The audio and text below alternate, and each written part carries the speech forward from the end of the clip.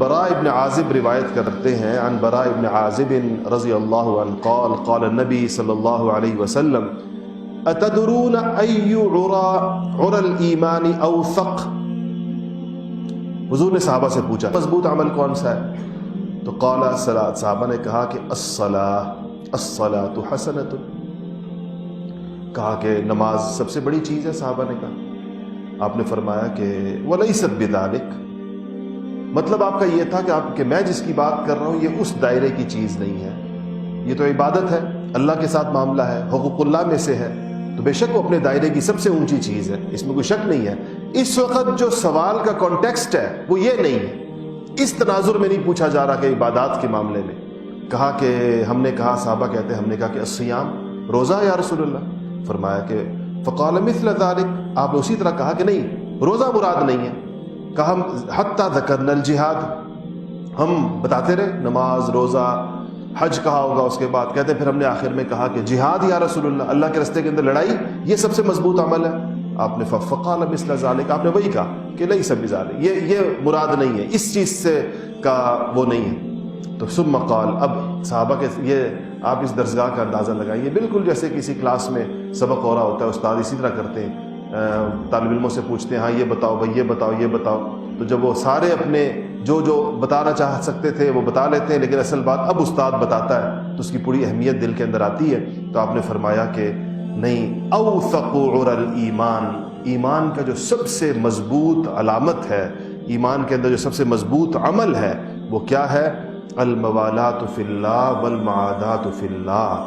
آپ نے فرمایا کہ اللہ کے لیے دوستی اور اللہ کے لیے دشمنی، الحب فی اللہ والبغض فی اللہ، اسی کے نام پر محبت اور اسی کے نام پر بغض رکھنا، یہ اتنی بڑی چیز ہے. یہ اس لیے اہمیت کے ساتھ جو میں نے شروع میں بیان کی نا کہ نماز، روزے، حج، زکوٰۃ کی اہمیت پر تو بہت کچھ آ چکا تھا، صحابہ کو اس کی اہمیت پتہ تھی. اسی لیے اس سوال کے جواب میں صحابہ نے سب سے پہلے جو ان کی انڈرسٹینڈنگ تھی کہ دین کا سب سے بڑا عمل، صحابہ جو ابھی تک سمجھے تھے انہوں نے فوراً کہہ دیا کہ نماز ہے.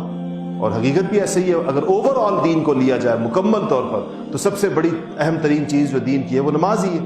تو انہوں نے فوراً یہی کہا. لیکن آپ صلی اللہ علیہ وسلم ایک ایسے پہلو کی طرف اشارہ کرنا چاہتے تھے جس کی طرف لوگوں کی عام طور پر توجہ نہیں ہوتی، جیسے ہماری توجہ نہیں ہے. اتنی اہم بات ہمیں، اگر ہم نے حدیث پہلے نہیں پڑھی تو ہمیں نہیں پتا ہوگا کہ اللہ کے لیے محبت اور اللہ کے لیے بغض اتنی بڑی چیز ہے. اس اللہ کے لیے محبت اور اللہ کے لیے بغض کا مطلب یہ ہے کہ دنیا کے تمام مسائل میں اور تمام موقعوں کے اوپر آپ وہاں کھڑے ہوں جہاں پر آپ یہ سوچیں کہ اللہ مجھے یہاں چاہتا ہے، اللہ تعالیٰ مجھ سے یہ مطالب. جب بھی دنیا میں کوئی مسئلہ پیدا ہو، چاہے وہ آپ کا ذاتی مسئلہ ہو، چاہے وہ آپ کا خاندانی مسئلہ ہو، چاہے وہ محلے کی سطح پر آپ کا مسئلہ ہو، چاہے وہ ملک کی سطح پر مسائل ہو، چاہے وہ بین الاقوامی مسائل ہوں، ان میں آپ کو وہاں کھڑا ہونا ہے، اس کے ساتھ اپنی حمایت رکھنی ہے، اپنا قول و فعل رکھنا ہے، اپنا تعاون رکھنا ہے، اپنی دعائیں رکھنی ہے، اپنا وزن اس پلڑے میں ڈالنا ہے جہاں آپ یہ سمجھیں کہ اللہ تعالیٰ مجھ سے یہ چاہتا ہے، یہ اللہ کا مطالبہ ہے. تو پھر یہ اللہ کے لیے ہوگا، پھر یہ اللہ کے لیے ہوگا، اور یہ کہلائے گا کہ یہ اللہ کے لیے محبت ہے اور یہ اللہ کے لیے بغض اور عداوت ہے. ہمارے دنیا کے تمام جھگڑوں کے اندر ہم دیکھیں کشمیر کا مسئلہ ہے، ہم اس میں مظلوم کشمیریوں کے ساتھ کھڑے ہیں اور بھارت کو غاصب سمجھتے ہیں.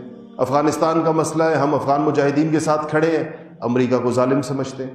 فلسطین کا مسئلہ ہے، مظلوم فلسطینیوں کے ساتھ کھڑے ہیں، یہودیوں کو غاصب سمجھتے ہیں. یہ بھی الحب فی اللہ اور بغض فی اللہ کی وجہ ہے کہ اسے اللہ کی وجہ سے یہ موقف رکھا جاتا ہے کہ اللہ تعالیٰ ہم سے کیا چاہتا ہے، اللہ میں کس طرف دیکھنا چاہتا ہے. تو یہ تو ہو گئے بین الاقوامی اور دنیا کے بڑے مسئلے. یہ چیز نیچے آتے آتے آتے آتے آپ کے گھر تک آتی ہے.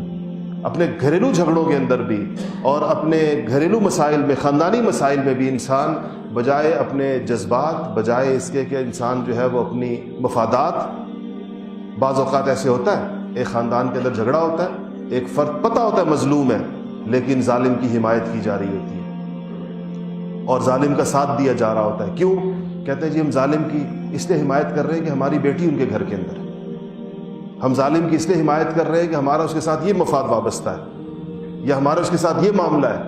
تو یہ پھر الحب اللہ کے لیے نہیں ہوگا. انسان، مسلمانوں کو کہا گیا ہے کہ ہر موقع کے اوپر تم نے کھڑا حق کے ساتھ ہونا ہے اور اس کی جو قیمت ادا کرنی ہے کرو، اس کی قیمت ادا. اس پر اللہ جل شانہ ایسے موقع پر اگر انسان پر کوئی آزمائش آ بھی جائے حق کا ساتھ دینے کی وجہ سے تو اللہ تعالیٰ اس کو کمپنسیٹ کرتے ہیں، اللہ تعالیٰ اس کی تلافی کرتے ہیں. اللہ تعالیٰ اس کو دوسری طرف سے اس کو ایسے عطا کرتے ہیں کہ وہ اپنے اس پچھلی آزمائش کو انسان بھول جاتا ہے۔ تو یہ بہت اہم ترین چیز ہے، ہر موقع پر انسان کو اس کا خیال کرنا چاہیے کہ ہمیں بلا جواز کسی کی طرفداری کرنے کی بجائے یہ ہمیشہ سوچنا ہے کہ اللہ جل شانہ ہم سے کیا چاہتے ہیں، دین کا تقاضا کیا ہے، عدل کیا ہے، انصاف کیا ہے، اسلام کا موقف کیا ہے۔